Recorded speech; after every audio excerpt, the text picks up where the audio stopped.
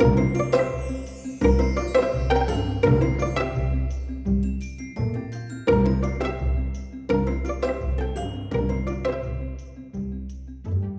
everyone, thanks for stopping by. Today, let's sketch and talk about how I started drawing in my 40s and why I know you can too, even with no experience. Okay, if you've ever thought about learning to draw but felt like it was too late, let me tell you, as cliche as it sounds, it's never too late. If you've been putting it off, start now, grab your sketchbook, grab a piece of paper, grab a post-it, get your supplies ready, and let's talk about why now is the perfect time to start. But first, this is what we're going to draw today. It'll pop back on the screen when I start the sketch, and I'll leave a link to the reference in the description as well.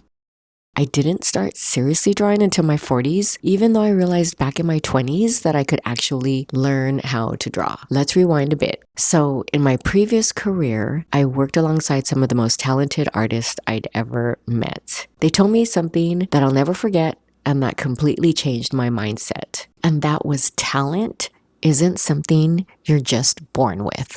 Of course, there are a few people who are naturally gifted, but in reality, it all comes down to dedication and humility, being willing to put in the work and just keep learning. I've taken a few life drawing classes in my early 30s, but I never really stuck with it or any other creative thing I tried back then. Life just got in the way. Then one day, I just decided I have to do this. I'm not getting any younger, and it's something I've always wanted to try, so I just started. At first, I tried drawing cute animals because I love animals. Turns out I didn't love drawing them as much as I thought, at least not back then. Now, absolutely, you'll see more animal sketches in my upcoming videos, but early on, I realized it was harder than I thought it would be. So then as I was going through like, what can I draw? I realized that, you know what? I was always fascinated by background and layout design. I always hovered over these amazing artists, like literally just watch them draw. So I shifted my focus to urban sketching, and that's when things really started to click. Of course, there were plenty of times I felt discouraged. I still look at some of my sketches and I think like, wow, these are terrible. It was frustrating, and sometimes it still is frustrating, but that's part of the process. Learning to draw is like learning a new language. You have to practice daily to see progress. That's actually why I started this channel. It was too easy to skip drawing when I didn't feel like it, so I made myself accountable. Even on days I didn't record, I still sketched. And because of that, every time I sat down to draw for a video, I was a little better than before. If you're younger and thinking about learning to draw, my best advice, start now. Seriously, by the time you reach my age, who knows? You could be working in animation, selling your art, or even running your own channel. But no matter what, you'll have improved so much. And if you're 40 or older, the advice is the same. Just go for it. We all have different reasons for picking up a pencil later in life, but I can tell you this, drawing brings me peace. Having this channel is so fun, no matter how many people are watching, and no matter how hard it is. Being creative and sharing what I've learned with you, that makes me happy, and at the end of the day, that's what really matters.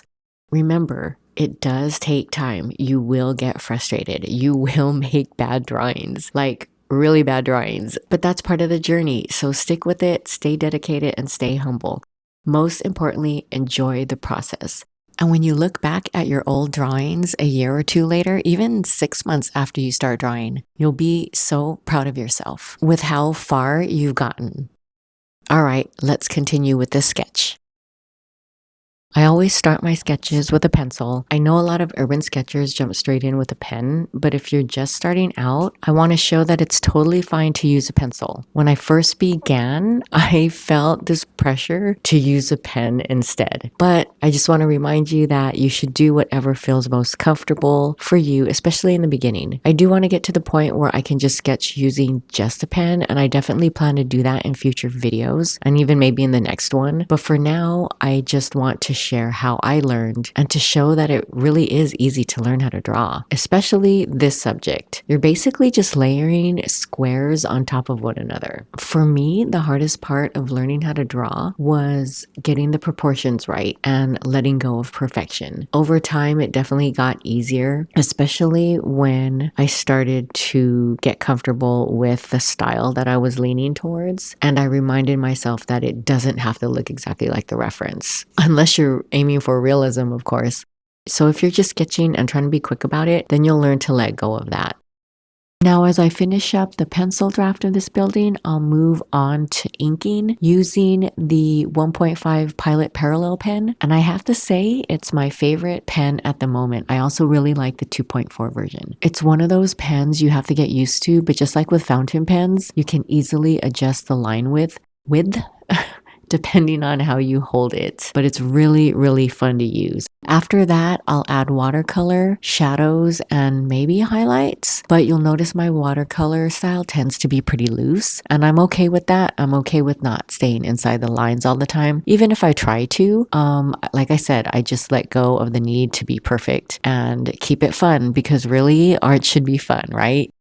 All right, I hope you enjoy the sketch. And if you're drawing along with me, or you download the photo and draw it later, definitely come back and leave me a comment and let me know how you did. All right, have a great day or evening, and I will see you in the next one.